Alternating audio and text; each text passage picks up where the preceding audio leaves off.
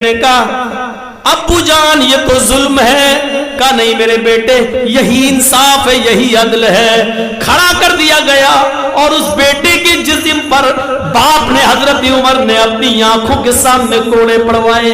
अपनी आंखों के सामने उस बच्चे पर कोड़े पड़ रहे हैं। बाप के आंखों में आंसू है लेकिन जमीन पर नहीं गिरने देता है। अदल का तकाजा यही है। जब 40 कोड़े बेटे को मिल गए, बेटे ने खा लिए।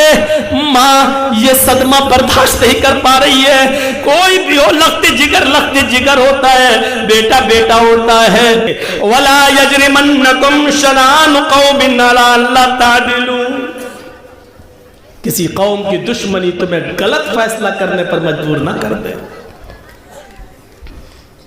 अरे हम और आप हिंदू और मुसलमान के दरमियान क्या सच्चा फैसला करेंगे?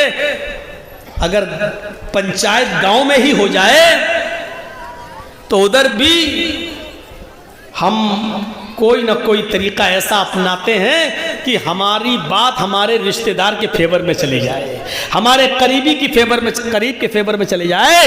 ये हमारे इंसाफ का तकाजा है। अरे अल्लाह तो ये कहता है कि गैर मुस्लिम, कोई दूसरे धर्म का मानने वाला जो तुम्हारा दुश्मन है, लेकिन अगर आपसे फैसला करवाया जाए तो उस वक्त अपनी दुश्मनी भूल जाना और जो अदल हो, जो इंसाफ हो, वही फैसला करे। ये वाकया तो मैं ही सुना चुका हूं कई बार। ये वाला जो अब सुनाने जा रहा हूं,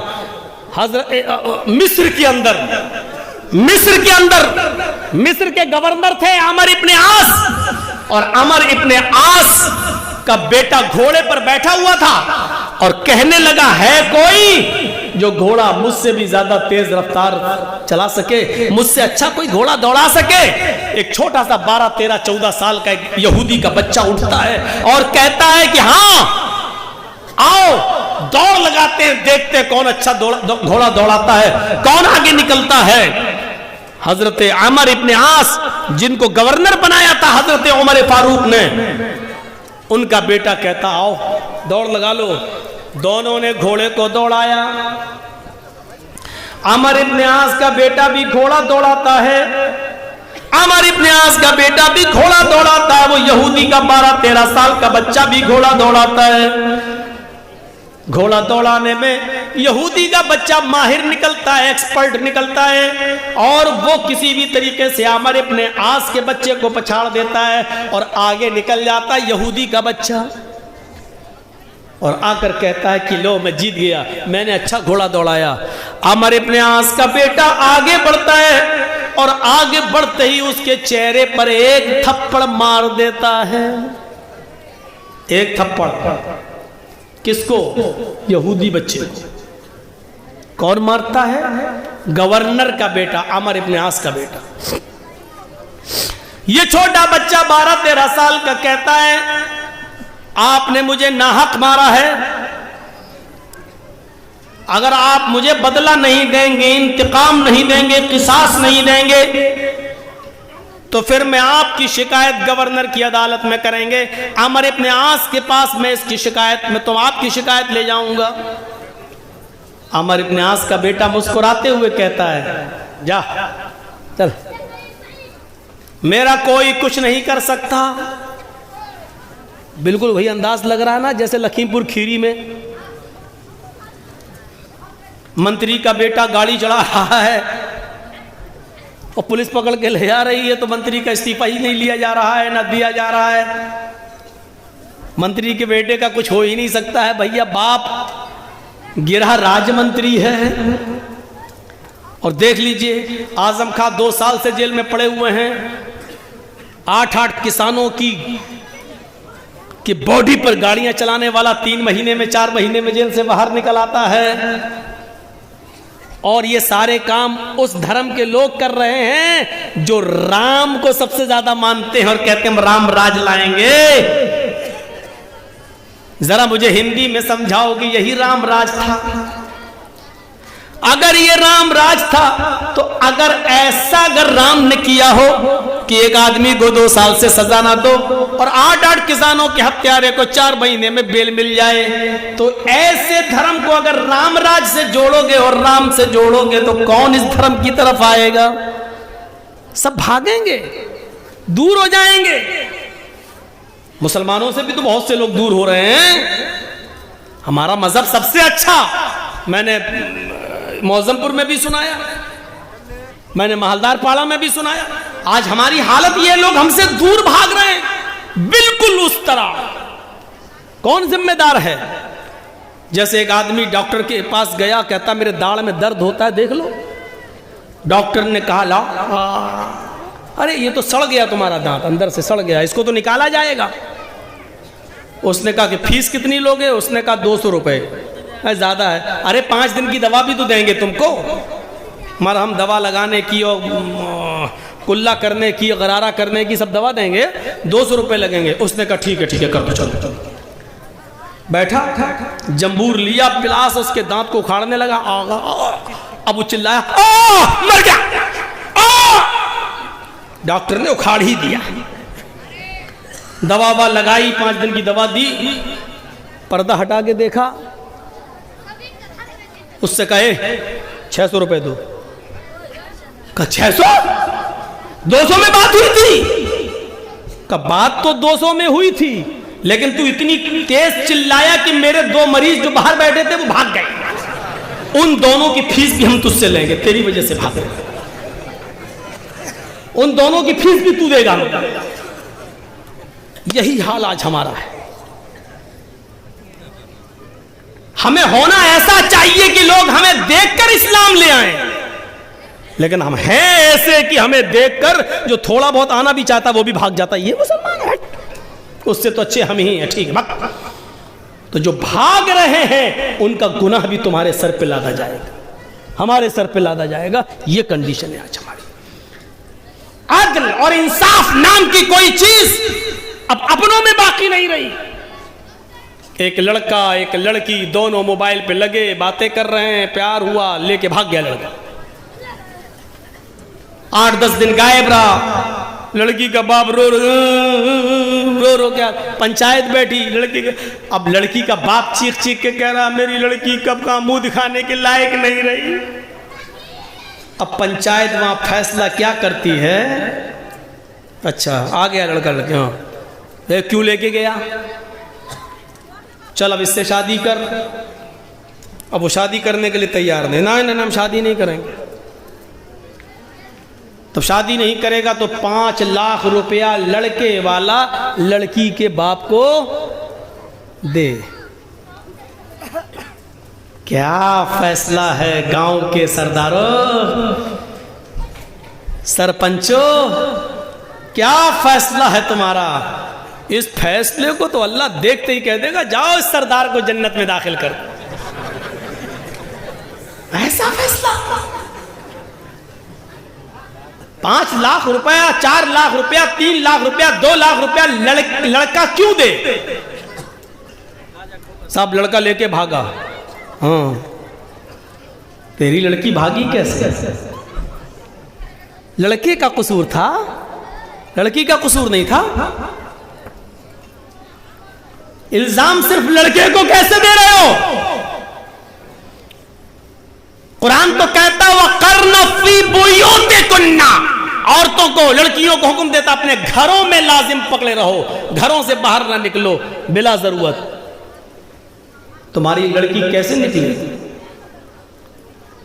लड़का भगाया, आपकी लड़की भी भागी। साहब मेरे लड़के ने लड़की के साथ 8-10 दिन रहकर गलत काम किया, जबरदस्ती तो नहीं की है ना? दोनों राजी थे, गलत काम हुआ तो जुर्माना दोनों तरफ से लगना चाहिए। फैसला ये होना चाहिए, लेकिन बड़ा अजीब फैसला, जुर्माना लड़का दे, लड़के का बाप दे, लड़की के बाप को। वाह साहब, गलती दोनों करें, सजा सिर्फ एक को दी जाए। ये हमारा अदल है, हमारा इंसाफ है। हम अपने बिरादरी में अदल नहीं कर पाते हैं। हिंदू और मुसलमान, सिख और ईसाई के दरमियान हम अदल क्या करेंगे और इंसाफ क्या करेंगे?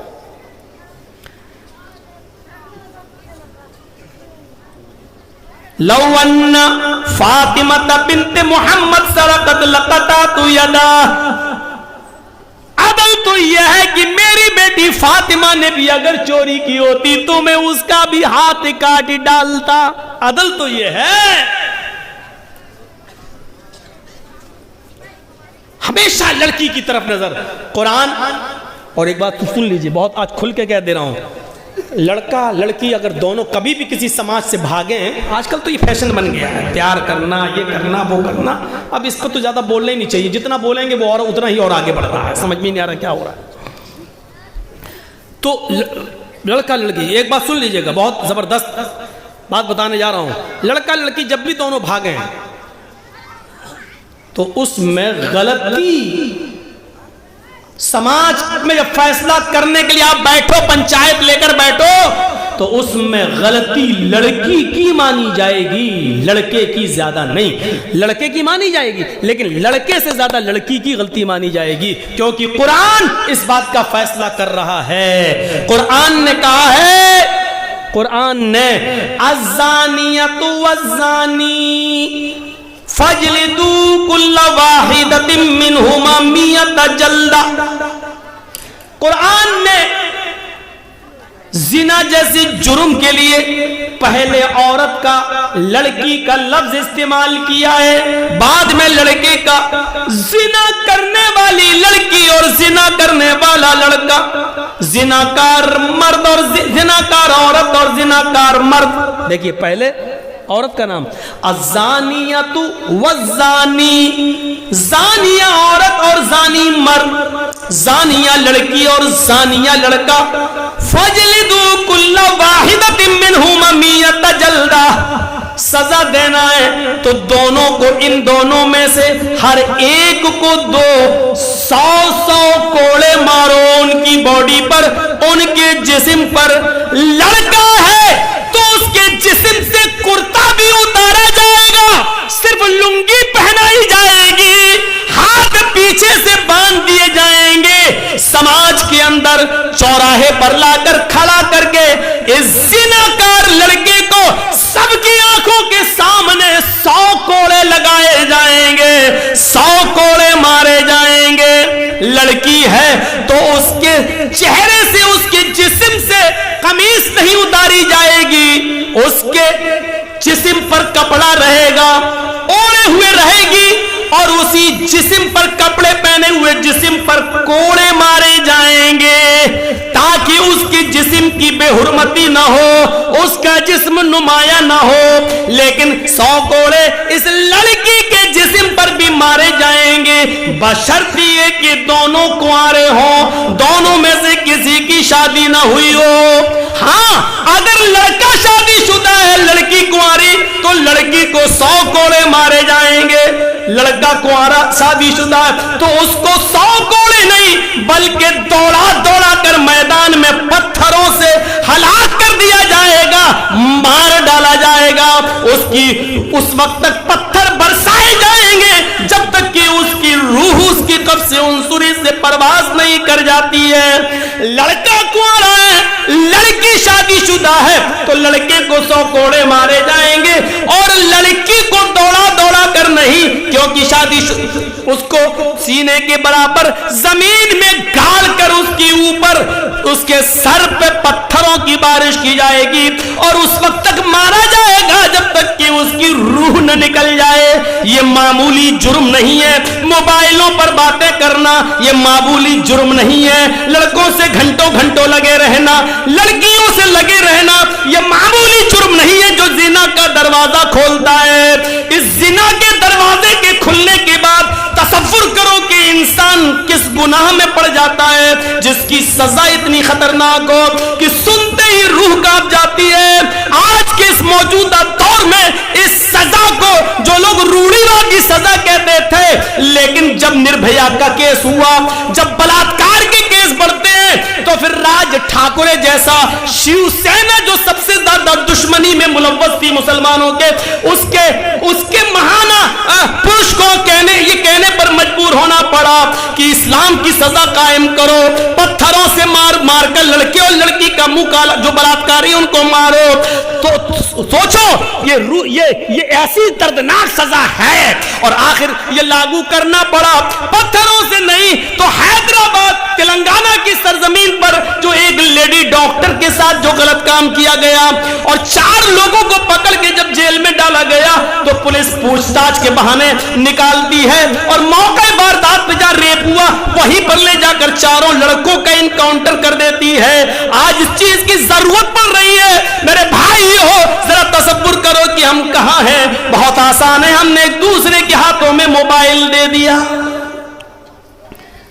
गलती लड़की की पहले मानी जाएगी, लड़के की नहीं, क्योंकि अल्लाह ताला ने लड़की का लफ्ज़, औरत का लफ्ज़ पहले इस्तेमाल किया है, क्योंकि जिना की इब्तिदा मर्द की बनिस्बत औरत की तरफ से, लड़के की बनिस्बत लड़की की तरफ से ज़्यादा होती है।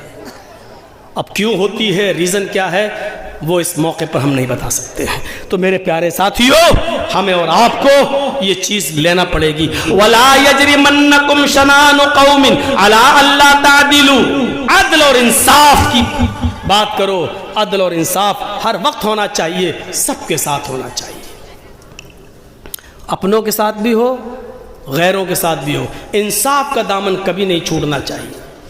वला काजी, ये मारा जो ये इसने यहूदी बच्चे को जो मार दिया थप्पड़, तो उसने क्या कहा, यहां से बात मेरी कट गई थी, वो टेनी वेनी निकल गया, वो लखीमपुर खीरी का मामला मेरे जहन में आ गया।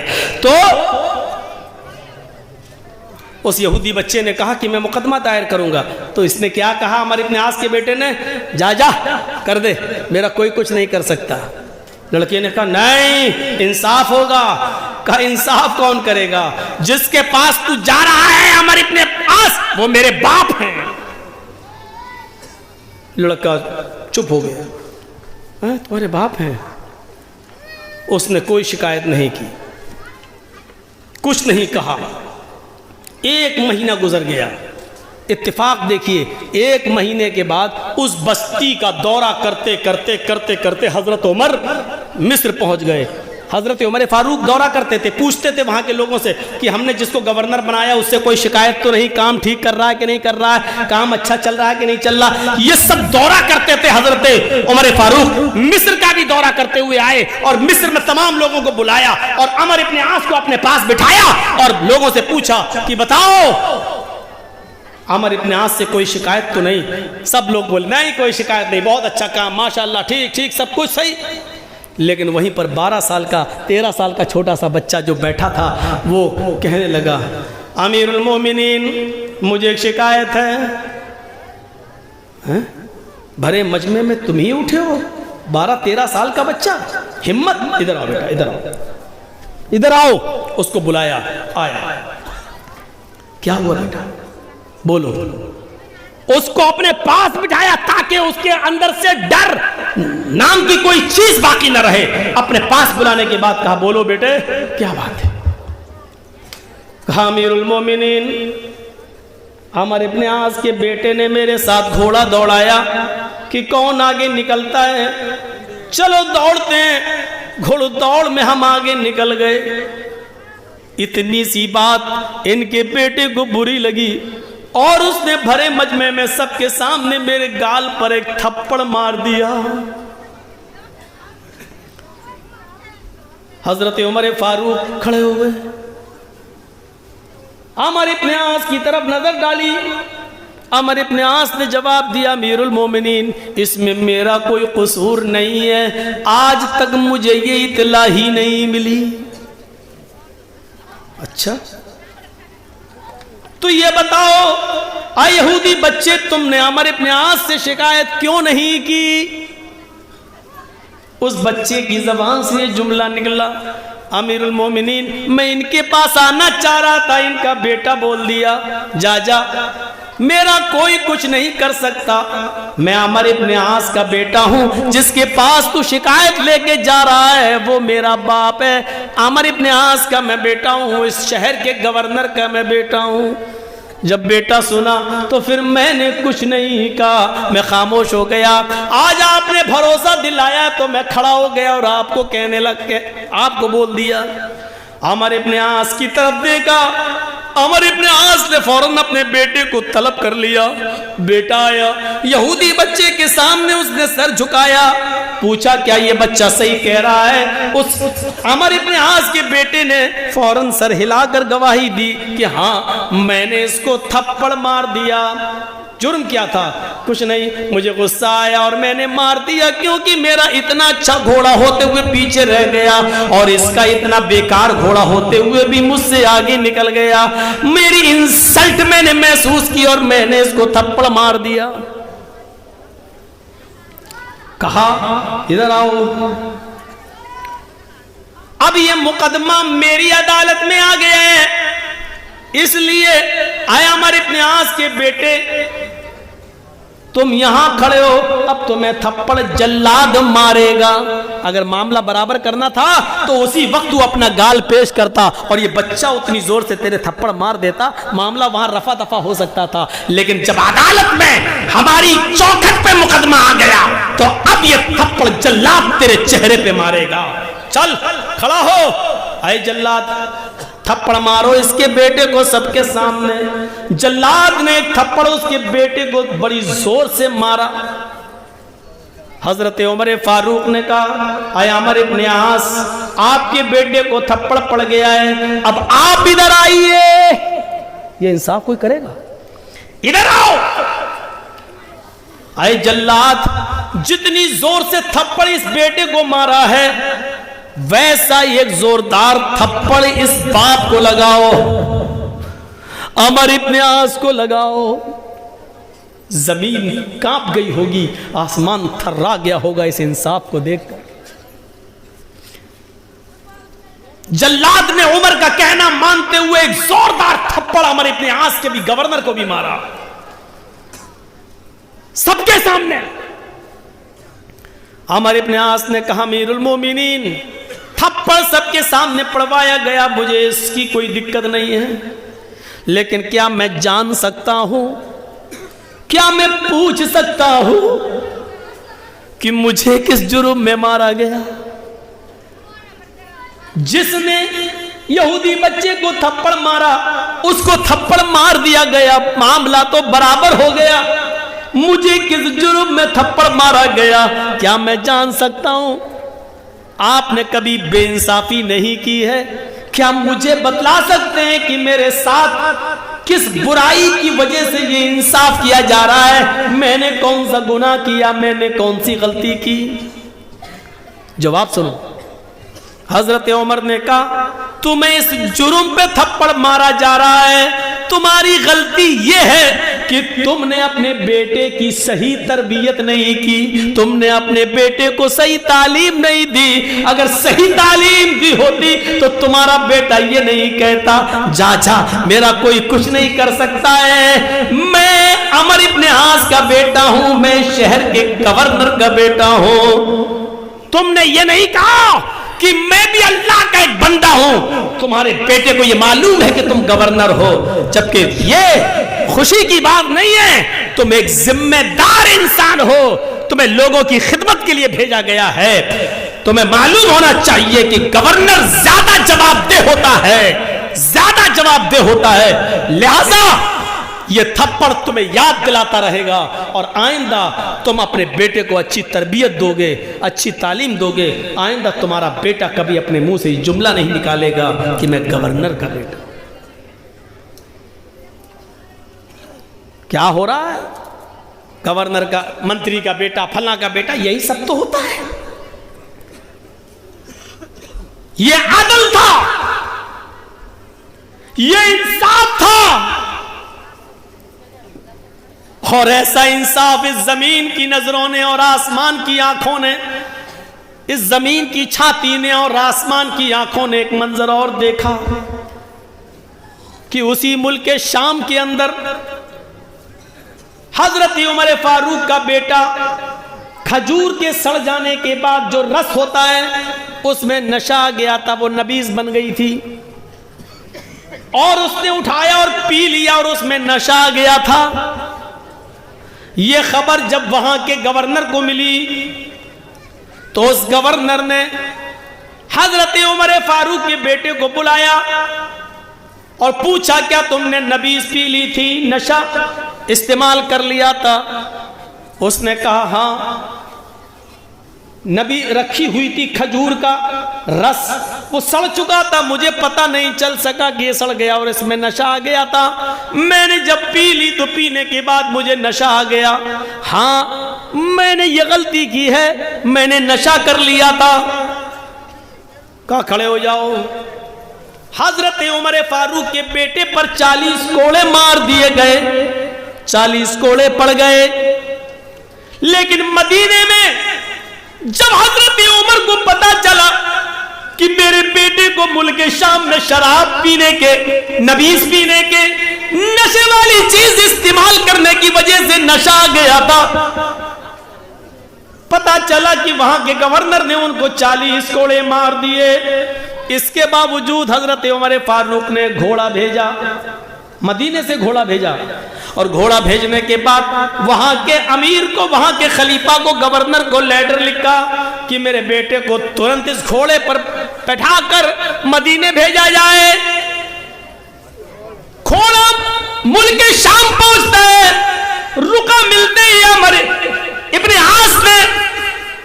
इब्ने आस ने उनके बेटे को उस घोड़े पर बिठा कर रवाना कर दिया।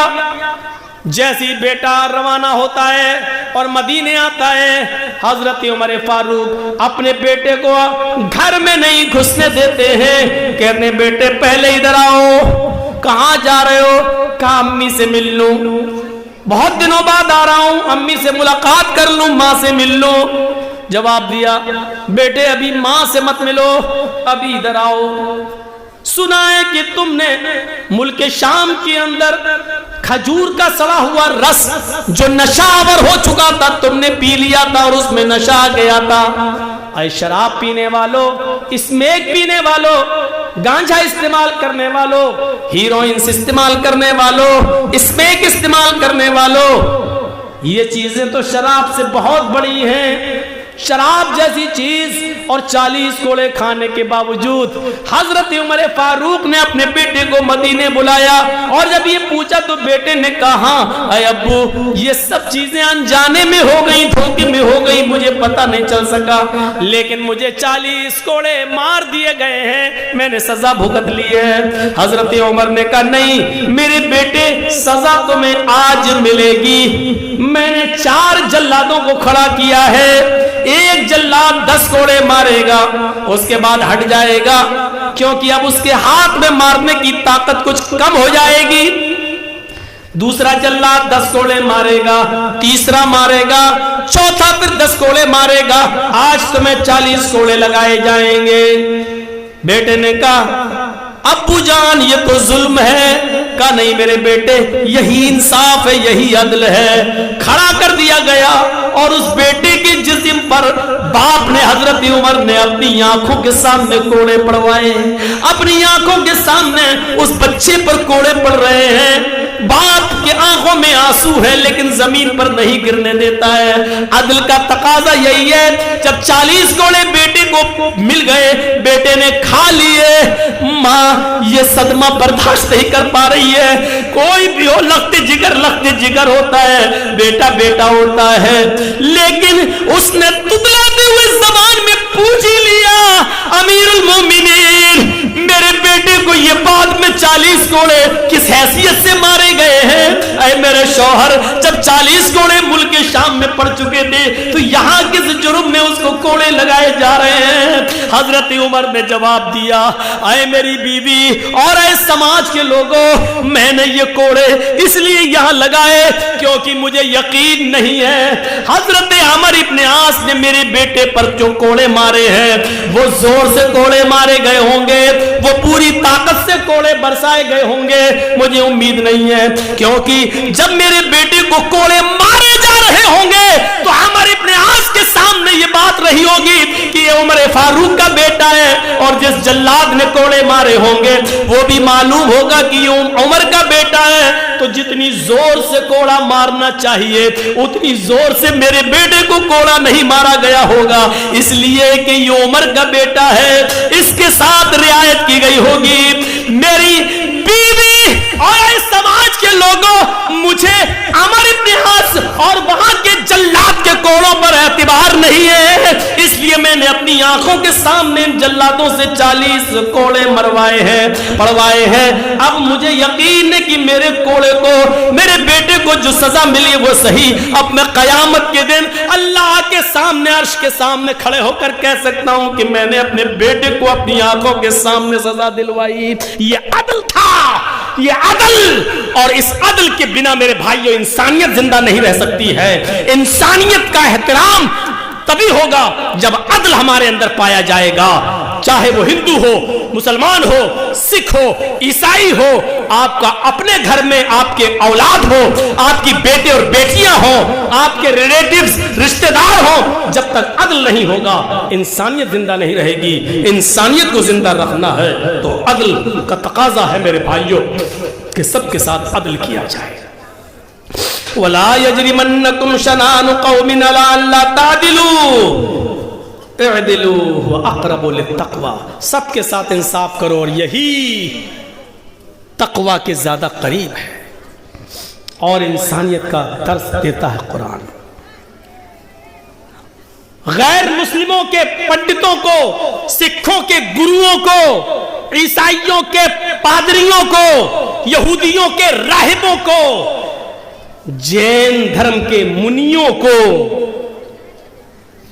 आप गाली नहीं दे सकते।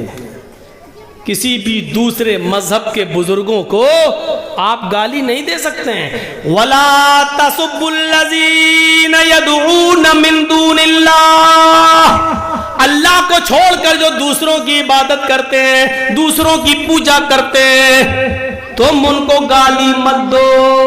कुरान कह रहा है वला तसुब्बुल्लज़ीना यदऊना मिन दूनिल्लाह, अल्लाह के अलावा जो दूसरे माबूदों की, दूसरे खुदाओं की पूजा करते हैं, इबादत करते हैं, तुम उनको गाली मत दो। फयसुब्बुल्लाह अदवन बिगैरि इल्म, ऐसा न हो कि तुम उनके बुजुर्गों को, उनके महान पुरुषों को तुम गाली दो तो जवाब में वो तुम्हारे अल्लाह को, तुम्हारे रब को गाली दे बगैर इल्म के। ये लीजिए, जवाब में कहीं ऐसा ना हो कि वो तुम्हारे रब को गाली दे। ऐसा होता है ना, ऐसा होता है। ये क्या था? इन 5, 6, 20, 25, 50 लड़कों ने घेर कर एक लड़की से कहा, क्या कहा? जय श्री राम, जय श्री राम। इसने जवाब में कहा अल्लाहू अकबर, अल्लाहू अकबर। ये क्या था? ये क्या था? हम किसी गैर मुस्लिम से कहें तेरे भगवान की ऐसी की तैसी, तो वो क्या कहेगा?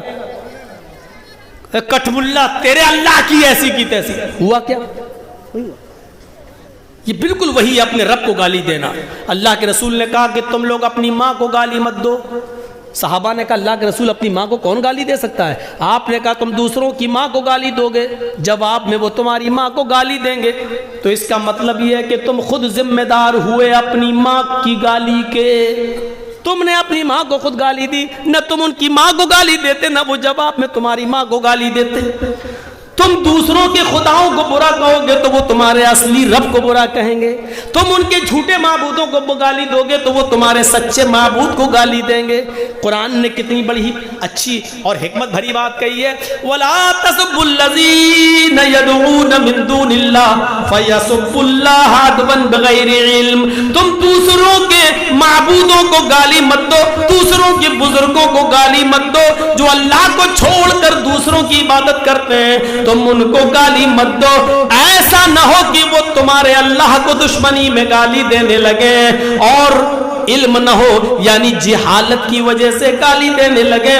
तारीख में बताती है मेरे प्यारे साथियों, कभी अल्लाह के रसूल ने और सहाबा ने कभी दूसरों के बुजुर्गों को गाली नहीं दी, न बुरा भला कहा है। सिर्फ इतना कहा है लोगों इन तमाम माबूदा ने बातिला से बचकर एक अल्लाह की इबादत करने वाले बन जाओ। न कभी हमारे नबी ने, न हमारे रसूल ने, न हमारे सहाबा ने कभी किसी की दूसरे की मजहबी इबादतों पर कब्जे किए हैं, कभी नहीं।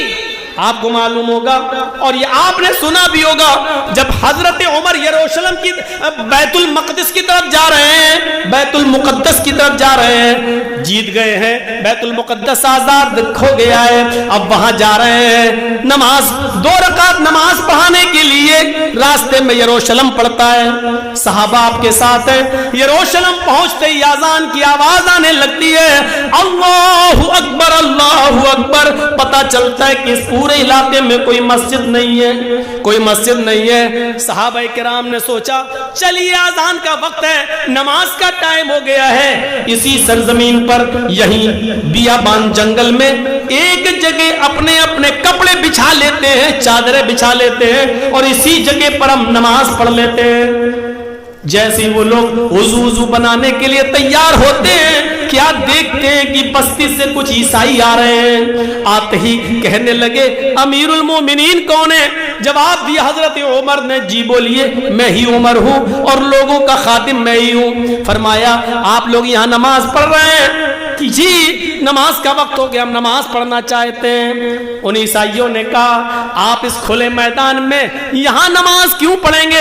ये हमारा गिरजा मौजूद है, ये हमारा गिरजा मौजूद है, आप हमारे गिरजा में आ जाइए और नमाज पढ़ लीजिए। मैंने सुना है कोई मूर्ति होती है तो आपके गिरजा में नमाज नहीं होगी। हजरत उमर ने कहा यह सही है। फरमाया हमारे गिरजा में ईसा मसीह की मूर्ति है लेकिन हमने उसको उठा दिया है, हमने उसको अलग कर दिया है, आप नमाज पढ़ के चले जाएंगे तब हम लगा लेंगे। अमीरुल मोमिनीन आप गुजर रहे हैं, हमने ईसा मसीह की का स्टेच्यू, उनका मुजस्समा मैंने हटाकर अलग कर दिया है और मैंने पूरे गिरजा को धुल दिया है, पानी मार दिया है ताकि आपको ये न लगे कि यहाँ गैर मुस्लिमों की पूजा हम लोग पूजा किए हैं, ईसा मसीह के सामने झुके तो ये मंदिर या गिरजा नापाक है, हमने उसको धुल दिया है। हजरत उमर ने कहा फिर हमें उसमें नमाज पढ़ने में कोई हर्ज नहीं। खाने काबा में भी 360 बुत रखे हुए थे, हम तो उसमें भी नमाजें पढ़ा करते थे, हमें तो अल्लाह की इबादत करना है। अगर तुमने ईसा मसीह का स्टेच्यू हटा दिया है और गिरजा को धो दिया है तो हमें उसमें नमाज पढ़ने में कोई एतराज, कोई ऑब्जेक्शन नहीं है। लोगों चलो हम इनके गिरजा में नमाज पढ़ लेते हैं। चादरें बिछ गई, चटाइयां बिछ गई, वुजू बना के सारे सहाबा गिरजा में घुस गए। आगे हजरत उमर फारूक है, इकामत कही जाने लगी, अल्लाहु अकबर अशहदु अल्ला इलाहा इल्लल्लाह, इकामत कही जाने लगी। हजरत उमर फारूक इकामत होने के फौरन बाद अभी अल्लाहु अकबर कहकर नमाज नहीं पढ़ाते, शुरू नहीं करते, अचानक वो अपना मुसल्ला, अपनी जाय नमाज उठा लेते हैं, लोगों से कहते हैं कि तुम भी अपनी अपनी चटाइयां उठा लो, हम इस गिरजा में नमाज नहीं पढ़ेंगे। बाहर निकल गए और फिर उसी मैदान में चटाइयां बिछाई, उसी मैदान में चादरें बिछाई और उसी मैदान में हजरत उमर ने नमाज पढ़ाई। जब नमाज खत्म हो गई तो वो ईसाइयों का पादरी रोते हुए आया, अमीरुल मोमिनीन क्या हो गया है? हमने तो आपको इजाजत दे दी थी, क्या हमारा गिरजा इतना बेकार है जो आपकी नमाज के लायक नहीं है? क्या यही भाईचारा है? क्या यही एक दूसरे में भाईचारा कायम करना चाहा आपने? अमीरुल मोमिनीन अगर आज आप हमारे गिरजा में नमाज पढ़ लेते तो हमें बड़ी खुशी होती। हजरत उमर ने उस ईसाई के, उस पादरी के आंखों के आंसुओं को पोंछा, उसको अपने सीने से लगाया और कहा नहीं, मैंने किसी दुश्मनी में नमाज नहीं पढ़ी। ये मत सोचना कि मैंने किसी दुश्मनी की वजह से नमाज पढ़ी या मजहबी अदावत की वजह से नमाज नहीं पढ़ी, ये मत सोचना। आए मेरे ईसाई भाई, मैं तो उसमें नमाज पढ़ाने के लिए चला ही गया था, अल्लाहु अकबर कहकर नियत बांधने ही वाला था, लेकिन मेरे जहन में ये ख्याल आ गया, आए उमर आज अगर तूने इस गिरजा में नमाज पढ़ ली, आज अगर तूने इस गिरजा में नमाज अदा कर ली तो ऐसा ना हो 100 साल, 200 साल, 400 साल, 500 साल के बाद आने वाली नस्ल ये तसव्वुर न करने लगे कि ये पहले मस्जिद थी, इसमें उमर ने नमाज पढ़ी थी, उमर के साथियों ने नमाज पढ़ी थी, कहीं बाद में आने वाली नस्ल इस गिरजा को मस्जिद समझकर कहीं गिरजा को तोड़ न दे, कहीं गिरजा को गिरा न दे, कहीं तुम्हारी गिरजा को तोड़कर उसको मस्जिद न बना ले। इस डर से मैं निकल गया ताकि किसी को ये एहसास न हो कि इसमें नमाज पढ़ी गई। अगर किसी को 100 साल 200 साल के बाद, मेरे इंतकाल के बाद ये कहने का मौका मिल सकता है कि इसमें तो उमर और सहाबा ने नमाज पढ़ी, ये तो पहले मस्जिद थी, तुम्हारा गिरजा तोड़कर यहां मस्जिद बनाने का एक बहाना उनको मिल सकता है। इसलिए हम इस गिरजा में नमाज नहीं पढ़े ताकि बाद में आने वाली कोई नस्ल इस गिरजा को तोड़कर मस्जिद बनाने का दावा या मस्जिद होने का दावा न कर दे। इस तरह से दूसरों की इबादत गाहों की हिफाजत होती थी। मेरे भाइयों, आज तसव्वुर किया जा सकता है? आज तसव्वुर नहीं किया जा सकता है। आज तो जिसकी लाठी उसी की भैंस, अदल और इंसाफ नाम की सारी चीजें उड़ चुकी हैं, इसलिए इंसानियत भी उड़ चुकी है।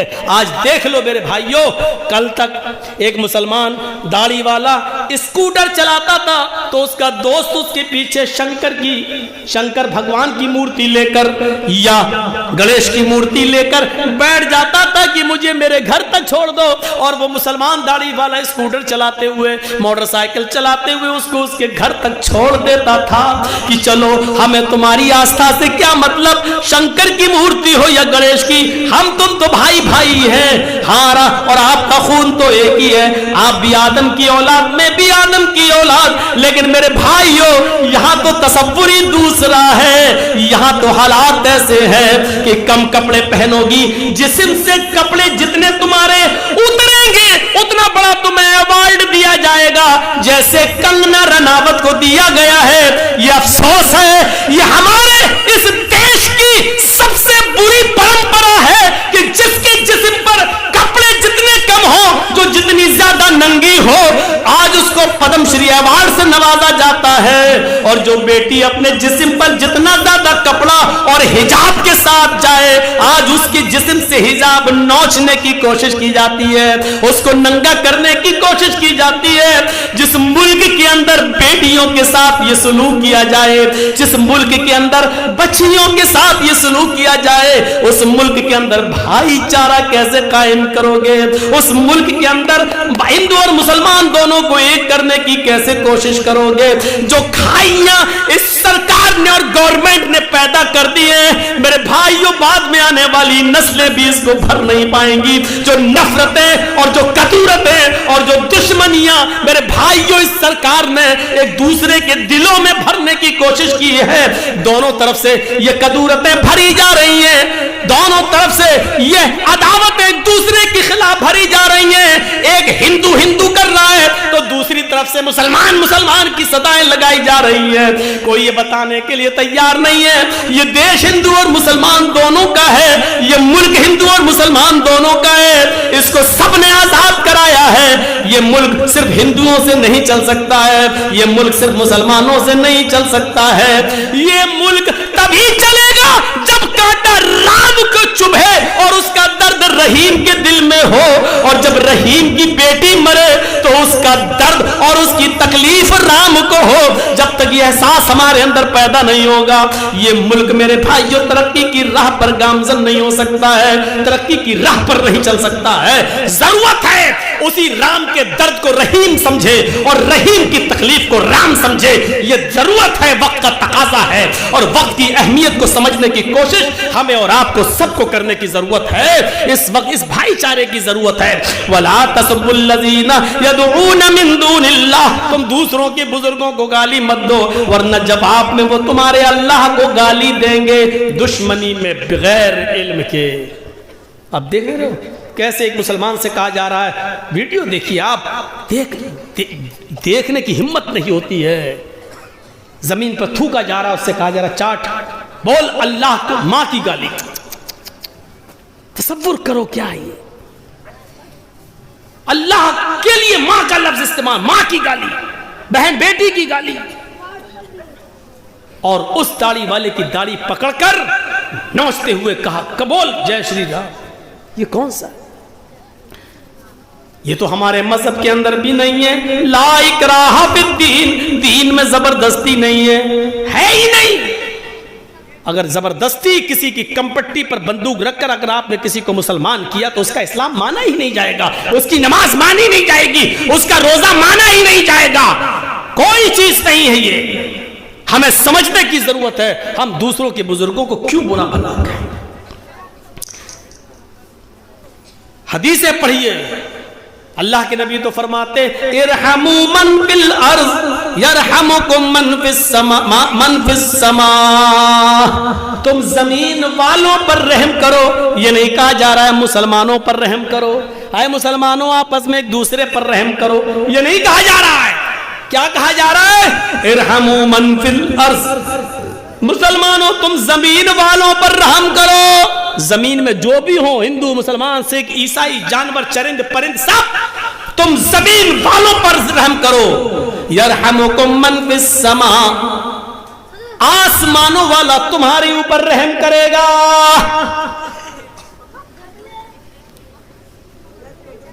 हमारे पड़ोस में एक हिंदू रहता है, उसका बच्चा बीमार है, हॉस्पिटल के अंदर एडमिट है, रमजान का महीना चल रहा है। डॉक्टर ने कहा इसको 1 बॉटल खून की जरूरत है, ऑपरेशन होगा। बाप का ब्लड मैच नहीं खा रहा है बेटे के ब्लड से। हमारे उस हिंदू पड़ोसी को मालूम है कि मौलाना जर्जीस का ब्लड ग्रुप वही है जो मेरे बच्चे का है। फोन आता है, एक मिसाल दे रहा हूं, वो हिंदू पड़ोसी फोन करता है, जर्जीस साहब आपका ब्लड ग्रुप क्या है? जर्जीस साहब जवाब देते हैं A+। अरे मेरे बेटे को A+ ब्लड की जरूरत है, अगर आधे घंटे में आप हॉस्पिटल नहीं पहुंचे तो मेरा बेटा मर जाएगा। जर्जीस साहब जा रहे हैं, गाड़ी उठाई, बाइक उठाई, 4 व्हीलर पकड़ी, भागे, हॉस्पिटल पहुंचते हैं। डॉक्टर ने ब्लड का नमूना लिया, A+ पाया गया है, पॉजिटिव पाया जा रहा है। हाँ ठीक है, लेट जाओ। जर्जीस साहब लेट गए, लेकिन मसला मालूम है कि रोजे की हालत में 1 ब्लड बॉटल ब्लड नहीं दिया जा सकता। खून की जांच मलेरिया या बुखार टेस्ट करने के लिए 2 ml 3 ml 5 ml ब्लड निकाला जा सकता है रोजे की हालत में, उससे रोजा नहीं टूटेगा। लेकिन 1 बॉटल ब्लड रोजे की हालत में देना जायज नहीं है। इधर उस हिंदू बच्चे की जिंदगी बचाना भी जरूरी है। शरीयत ये कहती है, यहां हमारा मजहब ये कहता है, जर्जीस साहब उस हिंदू बच्चे की जान बचा लो, यही इंसानियत है। इसके लिए अगर तुम्हें रमजान के महीने का फर्ज रोजा तोड़ना पड़ रहा है तो तोड़ दो, रोजा खत्म कर दो।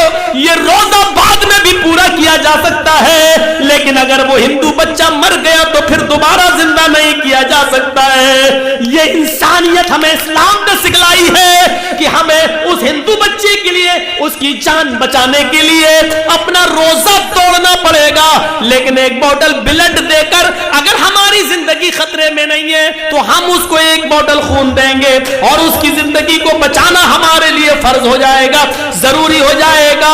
जो मजहब गैर मुस्लिमों के बच्चों की जान बचाने के लिए ब्लड देने को जायज ही नहीं बल्कि जरूरी करार दे रहा हो और उसके लिए अपनी महज मखसूस इबादत रोजा तक तोड़ने का हुक्म दे रहा हो, उस मजहब की इंसानियत का मुकाबला दुनिया का कोई मजहब नहीं कर सकता है। इस इस्लाम की इंसानियत का तकाजा और उसके फजीलत को दूसरे मजहब के अंदर अशरे अशीर उसका 10वां हिस्सा भी, उसका 1/10 भी नहीं दिखाई देगा, 10वां हिस्सा भी नजर नहीं आएगा।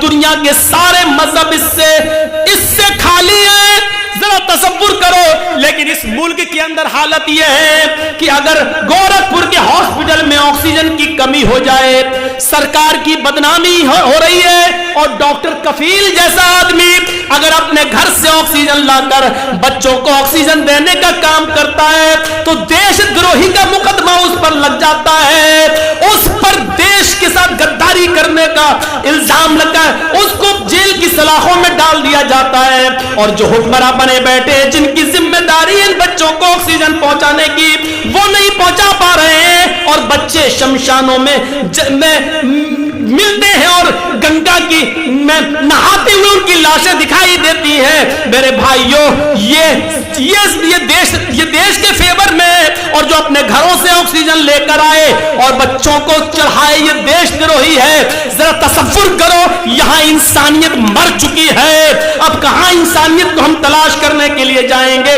कहां ढूंढेंगे? गौर कीजिए, मैं जानता हूं कि हिंदू धर्म हमें इस चीज की तालीम नहीं देता है। हिंदू धर्म तो हमें इंसानियत का दर्श देता है। रामचंद्र जी ने भी हमें इंसानियत का दर्श दिया है, लक्ष्मण ने भी इंसानियत का पाठ पढ़ाया है। राम के मानने वाले गलत हो सकते हैं, राम ने हमें गलत चीज नहीं बताई है। कृष्ण जी ने हमें गलत नहीं बताया है, कृष्ण जी गलत नहीं है, कृष्ण के मानने वाले गलत हो सकते हैं, वो दुश्मनी का शिकार हो सकते हैं। मोहम्मद रसूलुल्लाह गलत नहीं है, मोहम्मद के मानने वाले दुश्मनी का शिकार हो सकते हैं। मेरे भाइयों, कुरान गलत नहीं है, कुरान के मानने वाले गलती कर सकते हैं, इसमें कुरान का कसूर नहीं है। मेरे भाइयों, इसीलिए तो कहता हूं कि चंद लोगों की वजह से आज इंसानियत खत्म होती जा रही है, चंद लोगों की वजह से आज इंसानियत मिटती जा रही है। ये खाई इतनी गहरी होती जा रही है कि इसको पुर करने में और भरने में बहुत दिन लगेंगे, कई साल लगेंगे। हमारा मुल्क बहुत पीछे चला जा रहा है, पीछे की तरफ जा रहा है, इसको अपनी पटरी पे आने में बहुत साल लगेंगे। और ये तभी पूरा होगा जब प्यार और प्रेम मोहब्बत एक दूसरे से करने लगेगा, तब जाकर ये खाई पूरी होगी।